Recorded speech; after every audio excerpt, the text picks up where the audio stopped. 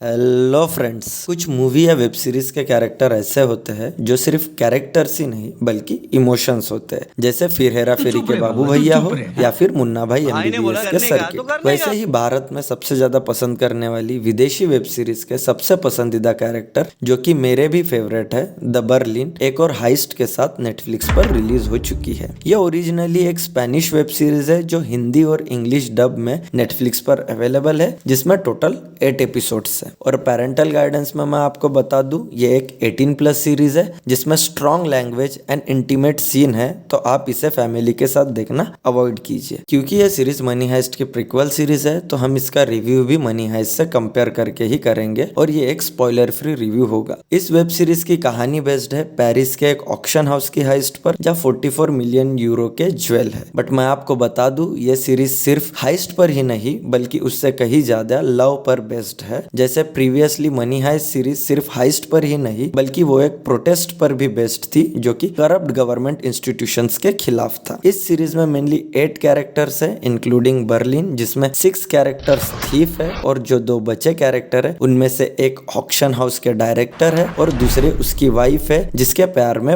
Berlin पड़ चुके हैं। इस सीरीज में रकेल और एलिसिया को भी दिखाया गया है, बट उनका स्क्रीन टाइम काफी कम है क्योंकि सीरीज मेजरली ऑक्शन हाउस की हाइस्ट और बर्लिन के अफेयर पर फोकस करती है। सो किस तरह इस लव अफेयर के साथ बर्लिन और उसकी टीम इस हाइस्ट को अंजाम देती है, ये जानने के लिए आपको यह सीरीज देखनी पड़ेगी। आइए इस सीरीज के कुछ नेगेटिव की बात करते हैं। जैसे ये सीरीज की स्टोरी काफी सिंपल हाइस्ट पर बेस्ड है, इसमें उतना न्यूनेस या थ्रिल नहीं है जैसे मनी हाइस्ट में था। उसका ये भी रीजन है कि दोनों का प्लॉट काफी अलग है, इसलिए यह सीरीज देखते वक्त अगर आप मनी हाइस्ट जैसा एक्सपेक्ट करेंगे तो आप डिसअपॉइंट हो जाओगे। सेकेंड थिंग, क्योंकि यह सीरीज बर्लिन पर बेस्ड है तो हम बर्लिन के चार्म, कामनेस और उसकी इंटेंसिटी के फैन हैं, लेकिन इस बार वो इम्पैक्ट सीरीज में थोड़ा कम है। बट कुछ पॉजिटिव रीजन भी है जो ये सीरीज आपको एक बार जरूर देखनी चाहिए। जैसे इस बार भी मनी हाइस्ट की तरह कैरेक्टर डेवलपमेंट पर काफी ध्यान दिया गया है और साथ ही साथ सबकी एक्टिंग भी काफी अच्छी है और लव रिलेशनशिप को काफी अच्छे से इमोशनली एक्सप्लोर किया गया है और सीरीज में कुछ ना कुछ एक्साइटिंग चलते रहता है। उस वजह से आप सीरीज में हमेशा इंगेज रहेंगे। ओवरऑल ये एक काफी डिसेंट सीरीज है जिसे आप वीकेंड पर बिंज वॉच कर सकते हैं। मैं इसे 5 में से 3.5 स्टार दूंगा। अगर आपने ये सीरीज देख ली है तो आपको ये सीरीज कैसे लगी और आप इसे कितना रेट करेंगे, प्लीज कमेंट बॉक्स में बताइए। धन्यवाद, आपका दिन शुभ हो।